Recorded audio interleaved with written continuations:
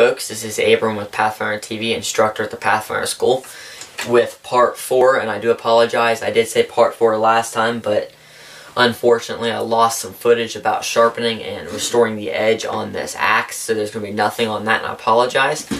The reason is I went to upload it onto the computer, and if I let it sit, because I have Windows Movie Maker as my editing software, and if I let it sit for, say, a couple of days, which I did, then the files will go corrupt, and I can't use them. So I really apologize for that, and I cannot restore them or get them off of my camera after I do it once, and I can't figure that out either. So you guys are just going to have to go with what I'm going to do in this video just to show you what I did. I'll just kind of refresh you guys on what exactly I did to sharpen this up the way I got it, which I'll show you guys in this, and then we'll do the fit and finish on this. So technically it's part 4 in the axe restoration series, and please do forgive me for not restoring this edge. Maybe I'll do a separate video on it, just restoring the edge, so you guys can see exactly how I do it. But we've got this thing hafted onto the handle, which turned out really good. We've got a really nice edge on this plum. I mean, it's got a nice polish on it. Went up to 2000 on the sandpaper. Very sharp. And it's good to go. So let's talk a little bit about how I got this edge to that sharpness, or how I got it to that form there, because there was no edge. If you guys remember, I showed you the axe, that there was no edge to it once I started with it. So first what I did was I took a Sharpie and I marked a ½ inch down from the existing edge, and then I just drew that Sharpie, and then I used a mill bastard file and I removed that Sharpie as a little indication of exactly where I'm removing the material with that Sharpie. And I took this file and just put this in a vise and just filed it away until I got a decent edge on there. Once I got all the chips and everything out and I got a really good edge formed on there, what I did was I put the file up. I didn't need that no more. That's just for the heavy work. Once you get all that heavy work done, then what I used was a sharpening stone. I'm not sure what, I think it's an Arkansas water stone this is. I'm not sure exactly though. Some kind of sharpening stone. You can use carburidium stones, water stones, Japanese water stones, Arkansas stones, whatever you have, you can use them. In this case, I'm not sure what this is. It's got a coarse and then a finer side on it. And again, that's not super fine. It's just decently fine. It's not the finest that you can get. Or you can use this sharpening puck. Excuse me about my phone there. I apologize. Or you can use these things, Lansky sharpening puck, if you want to use one of those. It's up to you. Same concept behind it. It's just a different format with that puck. It's more shaped towards your hand, so you can easily rotate it, and it's easier to sharpen that way in my opinion. And then I took this really fine stone, which I showed you guys in a video before, and I put a final edge on there. Once I got that shaped up, and this is the way I've been doing all of them, I've took some sandpaper here, and this is called the Rooster Scary Sharp method. That's what I know it by. I saw people use it, and what you're doing is taking a drywall pad. In this case, I got this at Menards. It's got 2 wing nuts on each side. You unscrew them, and then you can put this sandpaper in there and use it to sharpen. What I started with was, I've got a whole bunch of sandpaper here because I want it to look nice. I've started with a 220, P220 sandpaper.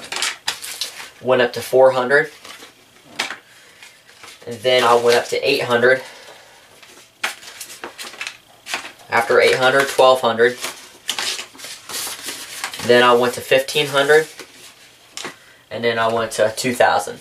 This could be too excessive or not really necessary. It's not necessary. You could be done after just the stones, but I wanted to get it super sharp and polished on there, just for aesthetics and looks on there.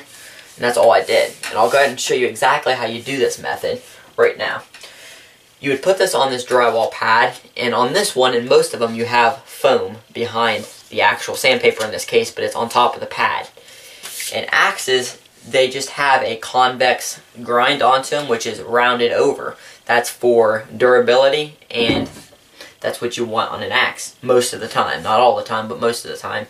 And when you go to put this on there, try to get it in camera here, you push away from the edge, because if you cut into it, you're going to cut your sandpaper and screw your edge up. So you push away and kind of go diagonal. So push forward and diagonal. If you go just straight like this, you're going to create a burr, and it's going to be hard to get off, so you want to go forward and diagonal across. And then you would obviously do the same on the other side. You would just switch it over with this large handle. It's kind of awkward. And just do the same thing, just like this. And you would obviously start with the lower number because that's more coarse, and move up to the finer number.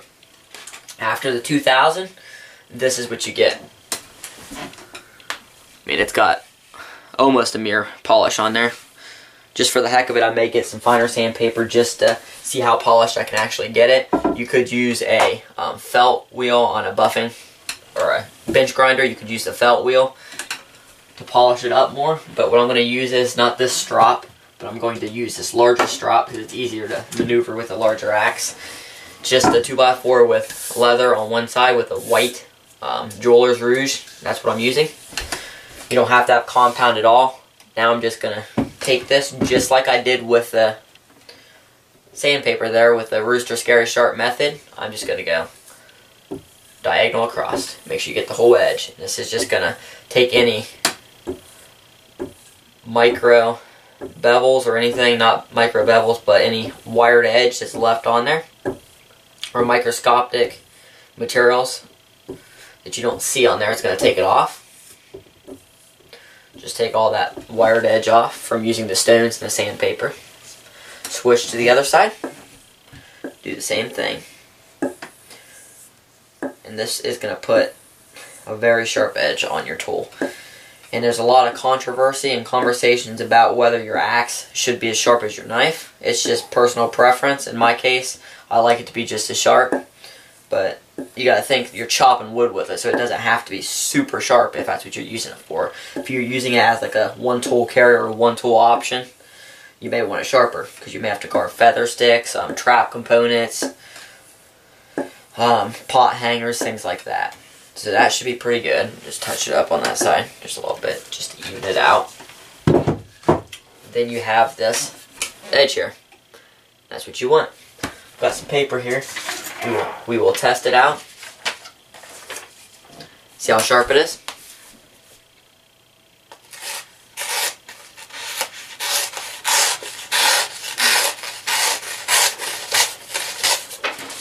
Cuts that paper pretty well. This paper is kind of soggy. As you can see, it's catching right there, so there's a small spot that I need to work on. That's the good thing about using paper. You can see where you need to adjust and work on.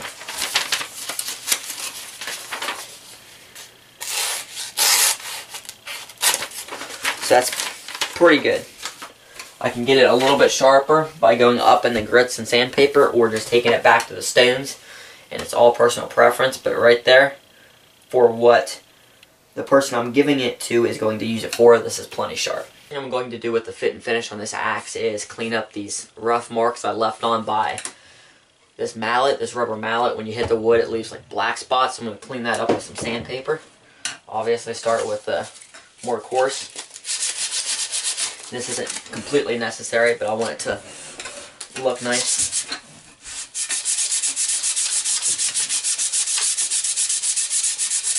Just clean it up. Get all the marks off of there. Spread this out a little bit more here. Easier to handle. Might as well sand the whole thing while I'm at it to get a nice smooth grip to it. Yeah, this thing got mighty dirty from working with it. Be careful of that exposed edge on there. So this is all I'm going to do, and once I get this mostly off, then I will take this, I got 800 grit sandpaper, and finish it off. Then we will coat it with BLO, which is boiled linseed oil. Things I wanted to do on the fit and finish in this axe handle here is, or the axe in total, is put some measurements on the back of it. Again, I'm going to do the 1-inch increments of measurements here. This is a 36-inch handle, so I'm going to go with 2 foot. And I'm going to use a wood burner instead of that putty this time. Got my measuring tape here. And it's just like last time. I'm going to spread this out a little bit more here, make it a little more easier. And make sure you do this directly on the back of it so it lines up and it's not going to affect you at all.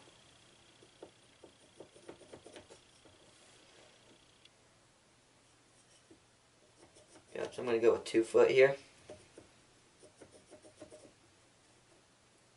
And at the foot marks, so the first foot and second foot make bigger lines, so you can easily burn a bigger line, so you can tell by a glance instead of counting.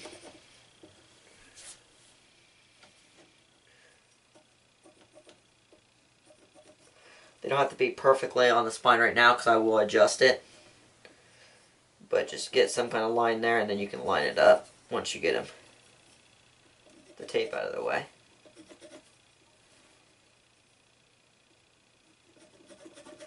That's my foot mark, first foot.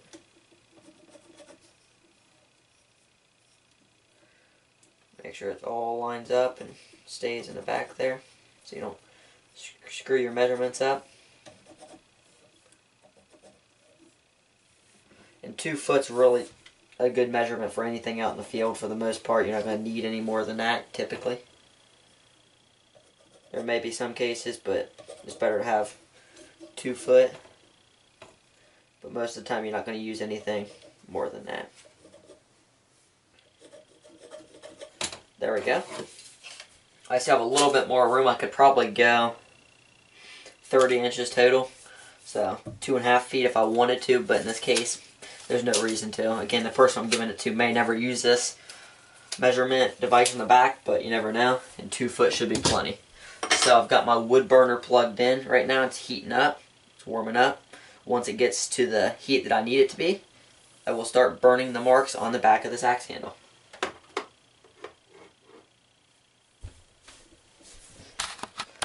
The measurements on the back of the axe handle. And I do like burning the measurements a lot better than that putty. I just want to say that again. So I think it looks a lot more aesthetically pleasing and it's just all around better in my opinion. And you can sand them down to where you don't feel nothing and you still have the marks on there. So there's the 2 foot mark, and it obviously goes down to the first measurement there. So what I'm going to do is, if you run your hand across here, you can feel it a little bit. So take some sandpaper. The hardest thing here is trying to maneuver that edge so I don't cut myself. I don't want to tape it up right now. So just be cautious of that. And obviously just sand these up. I wanted to do this before I apply the boiled linseed oil for obvious reasons. I don't want to try to burn with that linseed oil at all. That wouldn't turn out good. Just kind of blow the sand or the wood out of the burn marks there. Do that, take some finer sandpaper, and clean her up. So after this, I'm going to go get some latex gloves, and I'll show you how I like to apply the boiled linseed oil onto this handle. Right now is applying the boiled linseed oil. How I like to do this is take a latex glove, that's what I have right now. Just kind of wrap it, or get it all rubbed in this latex glove here. And you want to generously apply it, but don't apply too much or it's going to leave a sticky residue. And you want to make sure you get the end grain here, which is sticking out. You want this end grain really covered good. And then you obviously want up at the top really good and sealed. You can apply this on your tool if you want to. It's all up to you. It's just going to protect it. What this is going to do is give your tool longevity, and the fact it waterproofs it. It not only waterproofs it, but it protects it from chipping because it's got that coating on there. It's not like varnish. Varnish, they apply it so that in shipping they don't destroy their handles, but varnish would give you, it's got that sticky feeling of that real like shellac, you can feel it. That's going to give you blisters over time, and you don't want that. This does not. This will give this handle a nice lustrous color over time, have the grain pop out really good, and just the color's irreplaceable. You can't get this color anywhere else. I like this linseed oil. You can stain it if you want, whatever you want to do. But I like to apply this linseed oil. There's a rule I've heard from Cody at Wrangler Star, his YouTube channel. He said you're supposed to apply it every day for a week, every week for a month, and every month for a year. That's what I've heard. That's what he said. So you apply it every day for 1 week, apply it every week for 1 month, and then apply it every month for 1 year, and it should be good to go. I'm not sure if I'm going to go that crazy with it. I'm just going to apply it a couple times, couple coats, and it will be good. So get this covered, and then we will wrap this bad boy up. We will try to test this a little bit. We'll go outside. It's nice and cold out. It's probably in the single digits right now in Ohio, so it's going to be fun. But don't think I'm going to make this without trying it on camera. I don't like sending stuff out if I don't try it for myself. So we'll take this out to the wood pile and split up some wood. Alright folks, we're out by the wood pile right now. I've got a few different types of wood here, varying in difficulties to split. Just to test this out, I'm going to start with something really easy first. This is some black walnut that's seasoned very well. It obviously isn't going to have any problem splitting that stuff right there, so we'll throw that to the side. That's not going to have any issue there. Let's go to some, I'm not actually sure what this is, to be honest with you. I'll try to split this though.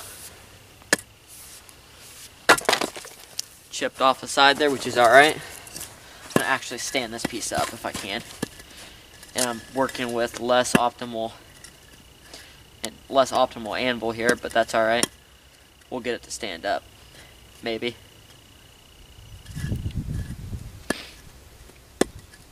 Flip it around and see what it does.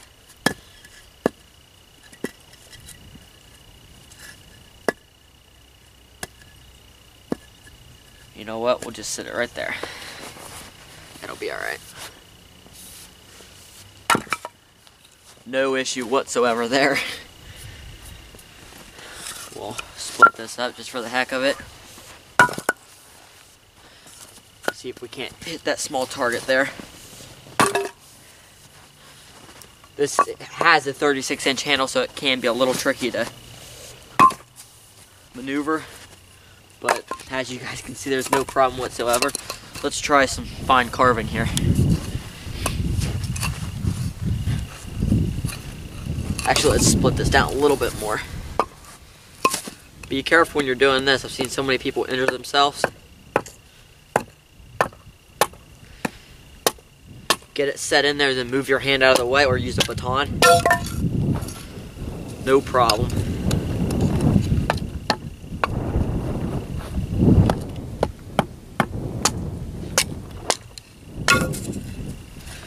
There we go.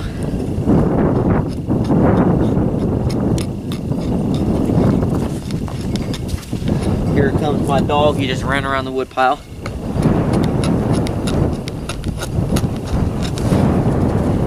Really, I don't think this design is conducive to doing this type of work, and the long handle can be awkward here, but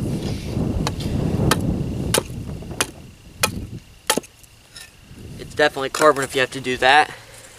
But the main use for this bad boy is going to be splitting. Well, that's a real knotty piece of wood there. Let's try some tougher stuff to split. Got some red oak. That's going to be a real pain. A big, nice piece of red oak. We'll try to split that bad boy.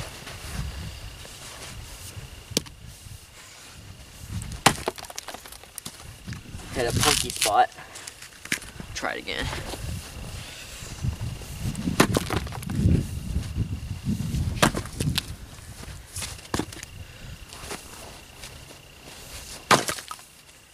There we go.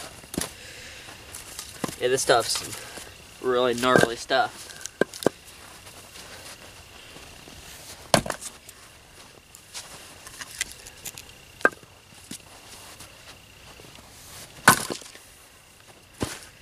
There we go. Do a little bit more here.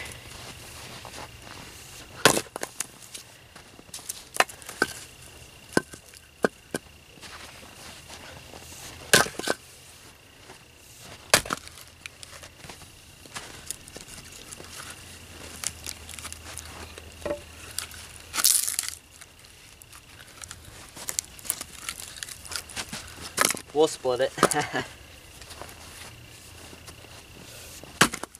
There we go. That's some serious stuff right there.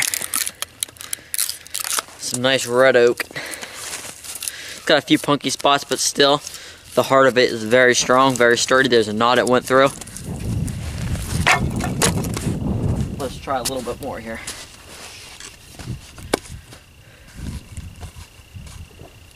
Got to get it in the right spot there. No problem whatsoever. Again, no more issues there. Go ahead and split the rest of this stuff up for the heck of it. This is the walnut.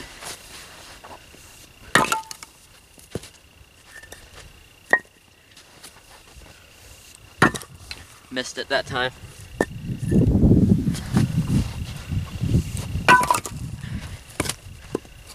There we go. Let's see if we can penetrate this.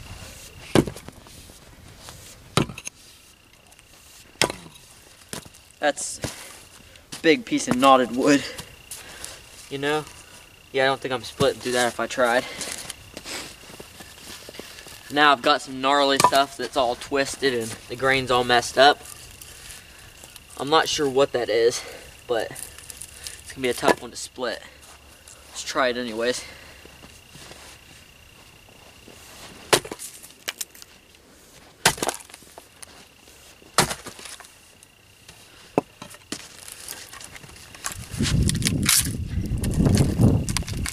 Keep going. Let's flip it around this other way. It's got this huge knot in it.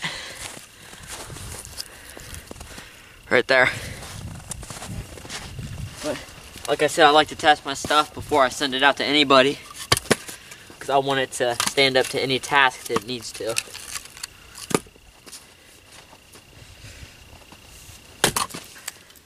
Jeez.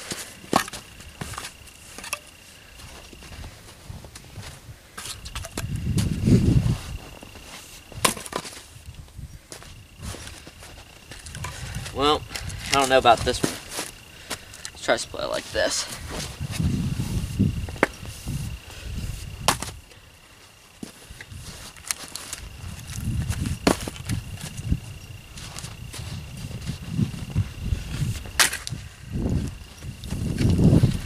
I hit right on that knot that time.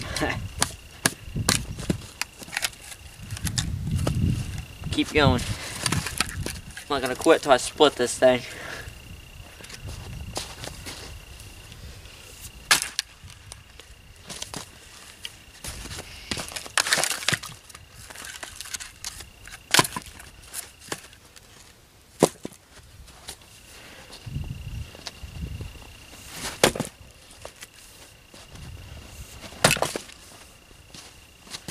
This is a heck of a test for this.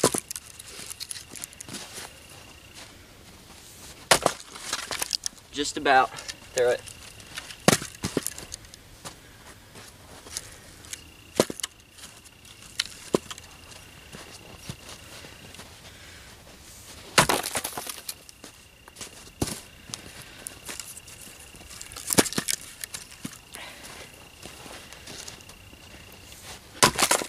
All right, we'll pass on that one.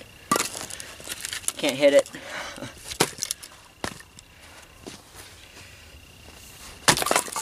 Yep, we'll pass. As you guys can see, I did a pretty good job on this stuff here. It's not super sharp, but it's functional. It's awkward to mess with the large handle.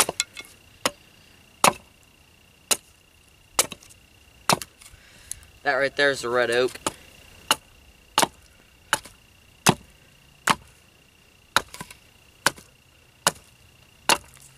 Not bad. Not bad at all. Alright, well, I'm happy with how it turned out. I think the person that it's going to is going to like it a lot. Hope you guys enjoyed the series. I've got one more part coming out for the leather sheath, or the mask I'm going to make for it, and then that will wrap up the series. This has been Abrahm with Pathfinder TV, instructor at the Pathfinder School. Always appreciate what you do for us, guys. Watching the videos, sharing them, liking them, and everything. I hope you guys enjoyed this series. Make sure you tune in for the next one next week, and I'll see you then. Take care.